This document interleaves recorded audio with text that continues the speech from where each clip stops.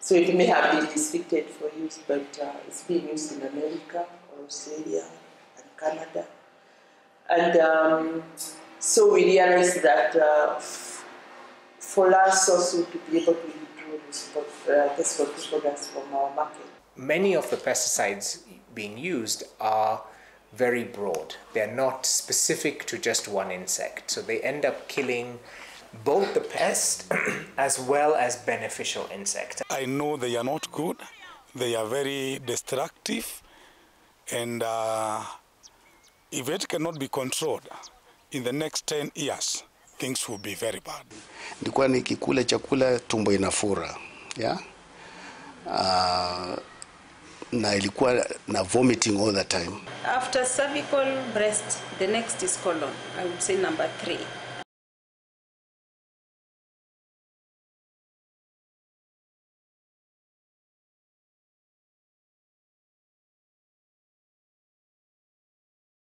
Pesticides that have been banned in European Union markets due to their toxicity to human health and environment are still largely sold in Kenyan markets. Scientific studies have shown that some of the chemical pesticides are known to be responsible for some types of cancers, birth defects, reproductive harm, immunotoxicity, neurological and development toxicity, and disruption of the endocrine system. Dr. Catherine Nyongesa, an oncologist and founder of Texas Cancer Center in Nairobi, confirms that women bear the biggest burden of cancers in Kenya. 60% of the cancers that we attend to are women, or occur in women, and 40% in men.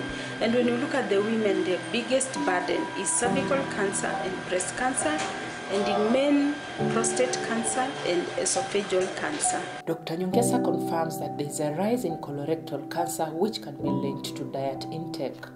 Sometimes the pesticides we use, if you don't wash your food very well or the vegetables very well, if you just cook them with those chemicals, obviously they may affect you. From the global cancer statistics, it takes position about number 6. But in real life setting, when we see them patients coming for chemotherapy, after cervical, breast, the next is colon. I would say number 3. So it's on the rise. It's on the rise. John Alan Banda narrates his journey as a colon cancer patient. Nilikuwa nikipata maumivu ya tumbo kila wakati. Yeah?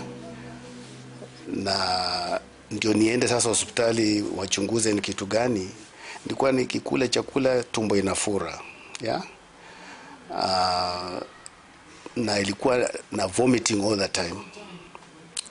So ikabidi lazima niende hospitali. Baada ya siku moja wali recommend niende surgery, which was done. Alafu baadaye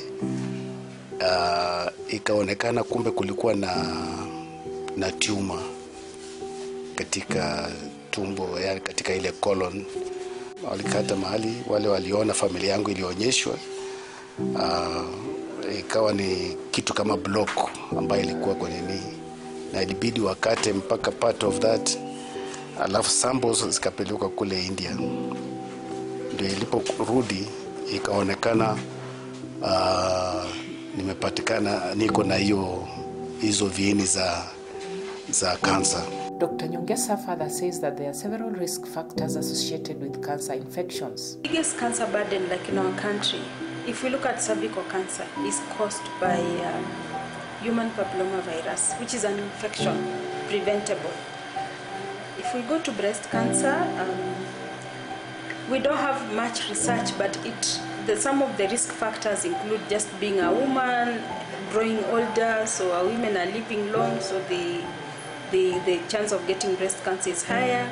Having fewer children with modernization, women are also career women, having fewer children, so they are at risk of getting breast cancer. Obesity, and in men also it's more of just the rest and growing older, putting them at risk of prostate cancer.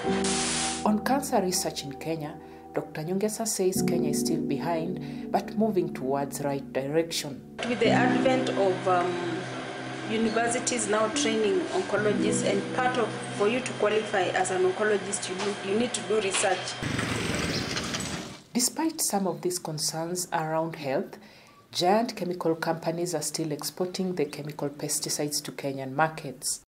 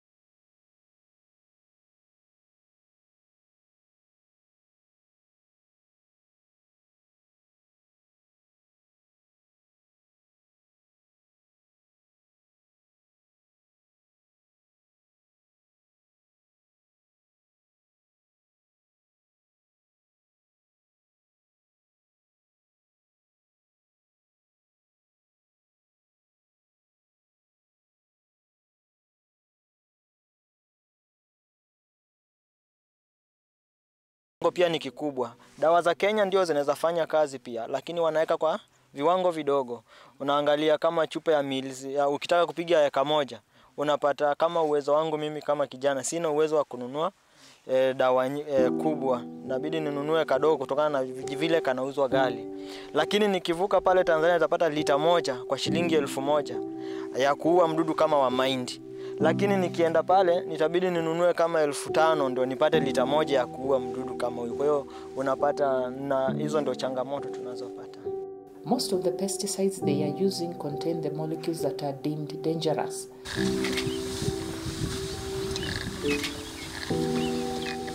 Similarly, Kirinyaga County is a highly agricultural area where farmers plant and sell crops to Nairobi and other nearby markets. They plant rice, tomatoes, kales, potatoes, among other crops. Some of the farmers know how dangerous some of the chemical pesticides they use are. But for them, they need alternative methods to control pests. We have so many diseases, and most of the time we are, especially in lice, the big problem is blast. And nowadays we have been very much affected with snails in lice, which we are spraying to minimize. And in tomatoes, we are mainly affected by the stem rot and the tutor. That's the main challenge that we have. But we use pesticide to control.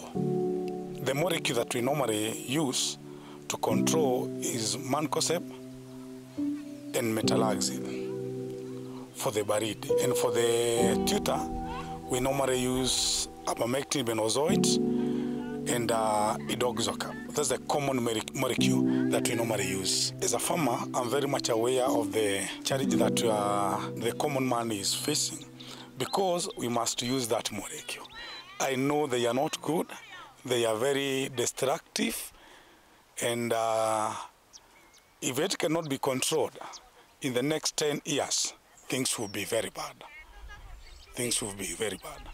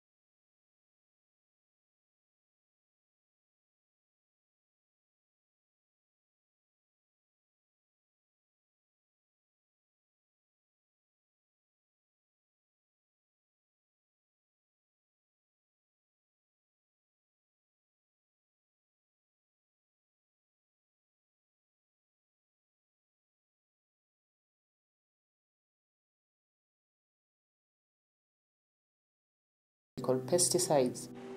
Parliament discussed and also PCPP contributed to that discussions with regard to the pesticides that are being used in Kenya. And certain molecules were prioritized as being targeted for the evaluation. And one of the things that we realized is that maybe a product may be restricted for use in Europe because actually you'll be surprised they have not banned them from time to time. They call them and they use them whenever there is an outbreak of certain pests. So it may have been restricted for use, but it's being used in America, Australia, and Canada. And so we realized that for us also to be able to introduce pest products from our market. Dr. Esther Kimani, CEO of PCPB, says that they are in the review process of the pesticides, but the exercise is very expensive. In our discussions with the parliamentarian and those who are requesting for the pesticides to be withdrawn, we were able to narrow down the list of the pesticides that needs to be moved into that 2 molecules. And we have been in the process of evaluating those molecules. The Parliament gave various recommendations, which also including training of farmers for safe use, because before we register a product here, actually we do a lot of evaluation and we identify the risks that are associated with that molecule. But because maybe it's the only solution we have for the problem that we have, we register but with the various restrictions. So you find that some of the molecules actually are not handled by every other farmer, and the people who have permits have to use them under certain controls so that they mitigate the effects of that product either to the environment or to the human being. Dr. Kimani, however, says that there needs to be alternative methods or products that farmers can use to control pests. But also we are talking to the industry also to register products that are safer so that we can have alternative to the products we have, so that even as we recommend for the withdrawal of certain products, then the farmers can have something to use